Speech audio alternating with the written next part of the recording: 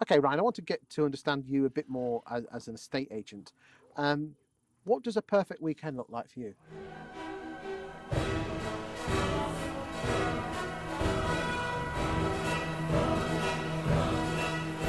Perfect weekend.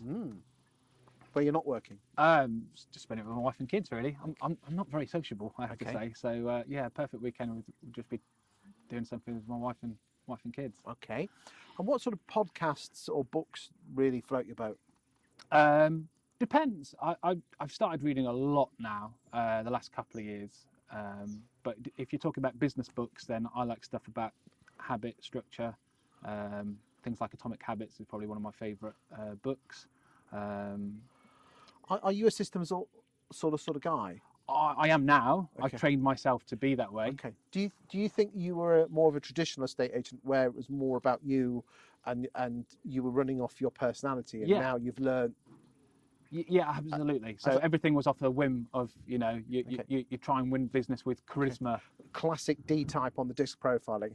What was the penny that dropped that made you think I actually need to systemize myself? I mean, John Paul would be singing praising you to death. John Paul's obviously fantastic at that, and sort of very, very focused on that aspect, and I think rightly so. I think from my biggest regret of opening at the second office, I think born out of that was a recognition that we need to be systemized and process driven.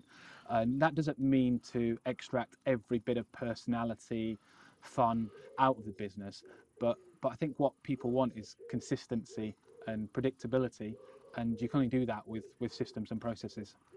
But doesn't that mean that your personality's being driven out and you're a robot? No, I think it's using systems and processes to give you more free time to have your personality, so that you're not always catching your tail, chasing your tail, and running around in circles and being a headless chicken. So I actually think it gives you more free time to inject your personality into it. And are you happier as a result of being more system Yeah, orientated? massively. I've got so much more free time on my hands that I never thought I had. Okay.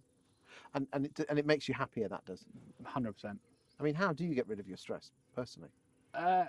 For me, I'm got quite into sort of stoicism, like the Ryan Holiday books, and I find that's really, really helpful.